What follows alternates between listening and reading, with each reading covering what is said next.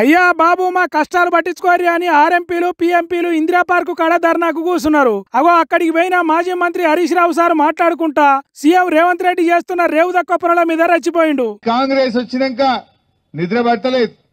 ఏ రాత్రి ఎవడొస్తాడో, ఏం కేసు పెడతాడో, జైల్లో నూకుతాడో, పోలీస్ కేసులు పెడతారో వాళ్ళని జీబులలో లేచి ఊరంతా తిప్పుతున్నారు. మీ ఆర్ఎంపీలను జీబులలో లేచి జిల్లా అంతా తిప్పుతున్నారు. భయభ్రాంతులకు గురి చేస్తున్నారు. అక్రమ కేసులు పెట్టి రోజుల తరబడి జైళ్లలో పెట్టి ఇవాళ వేధిస్తున్నటువంటి పరిస్థితి ఉన్నది.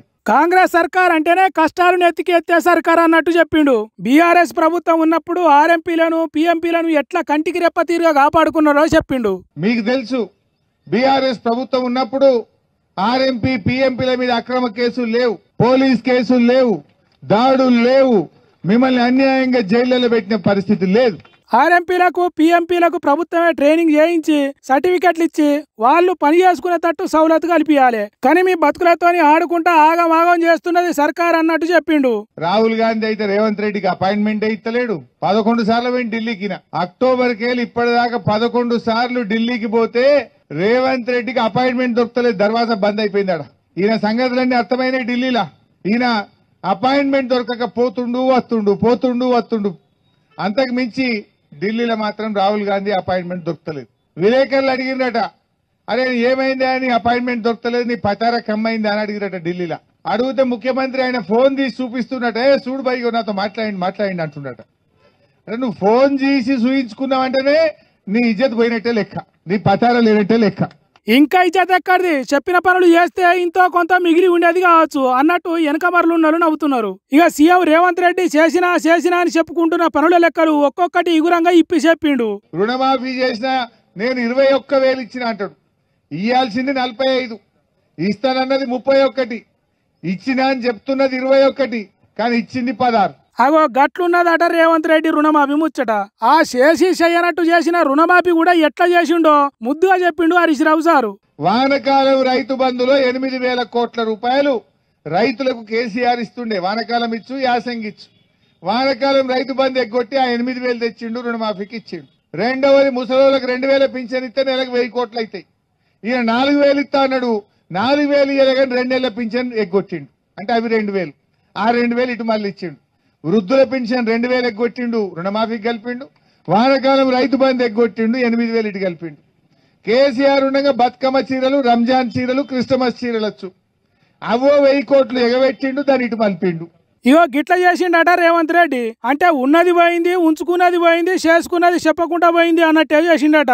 పనులు చేసుడు దేవుడు ఎరుగు, ప్రజలను కలుస్తా అన్న మాట మీద కూడా ఉంటలేడట ముఖ్యమంత్రి. కొడంగల్ కూడా అడతలేడా? కొడంగల్ పోతే కూడా దగ్గర అడతలేడు. ఓట్లు వేయించుకున్నాడు. ఓడదాటదాకా ఓడమల్లప్ప, ఓడదాటాక బోడమల్లప్ప అయిపోయింది రేవంత్ రెడ్డి కథ. కానీ మీరు తక్కువలా, మీ చేతిలో లేదా? ఇప్పుడు ఈ నెలలో జెడ్పీటీసీ ఏదో ఎంపీటీసీ ఎలక్షన్ పెట్టారట. మీ సత్తా ఏందో చూపింది, సురుకు పెట్టండి కాంగ్రెస్ పార్టీకి. రేవంత్ రెడ్డి కళ్ళు తెరిపియాలి మీరు. ఇవాళ ఇట్లా సీఎం రేవంత్ రెడ్డి తీరు మీద పొట్టు మాట్లాడాడు. కానీ అంతిమంగా జనమే తీర్పు చెప్పేది. మోసం చేసిన వాళ్ళను కర్రు కాల్చి సురుకు పెట్టాలి అన్నాడు. బిడ్డ రేవంత్ రెడ్డి గౌడ అన్నల్ని తిప్పలు పెడతావు, ఆటో అన్నల్ని తిప్పలు పెడతావు, రైతు అన్నల్ని తిప్పలు పెడతావు, చేనేత కార్మికులను తిప్పలు పెడతావు, మా ఆర్ఎంపీ పిఎంపీలను తిప్పలు పెడతావు. ఆర్ఎంపీల తెరువు వచ్చినోడు ఎవడు కూడా పోగు పోయలేదు, పోయాడు కూడా. ఇవాళ ఇట్లా సర్కారును కడిగి పారేసిండు హరీష్ రావు. మరి చూడాలే ఆర్ఎంపీలకు సర్కారు ఎట్లా న్యాయం చేస్తుందో, చేయకుంటే జనాలు సర్కారుకు ఎట్లా సురుకు పెడతారో చూడాలి. కొడితే ఏనుగు కుంభస్థలాన్నే కొట్టాలి అన్నట్టు కేటీఆర్ ఏకంగా సీఎం రేవంత్ రెడ్డి సొంత గడ్డ మీద మీటింగ్ పెట్టిండు.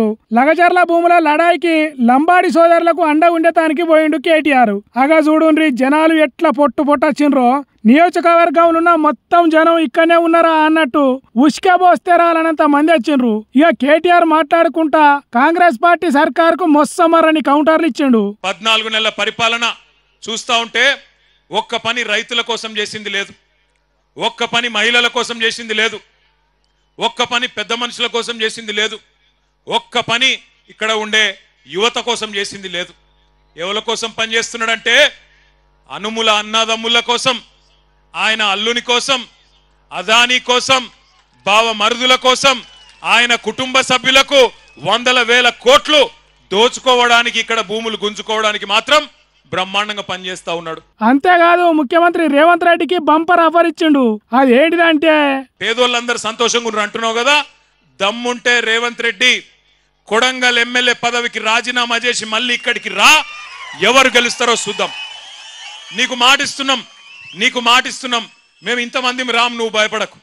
మేము ఇంతమంది రాము ప్రచారంకు. మా పట్నం నరేందర్ రెడ్డి నామినేషన్ వేసి ఇంట్లో కూర్చుంటాడు, బయటికి కూడా రాడు. మేము జిల్లా నాయకులం కొంతమందిని తిరుగుతాం. గెలుచుడు కాదు నేను చెప్పేది. 50,000కు ఒక్క ఓటు తక్కువ వచ్చినా నేను రాజకీయ సన్యాసం చేసి మళ్ళా రాజకీయంలో కూడా ఉండా.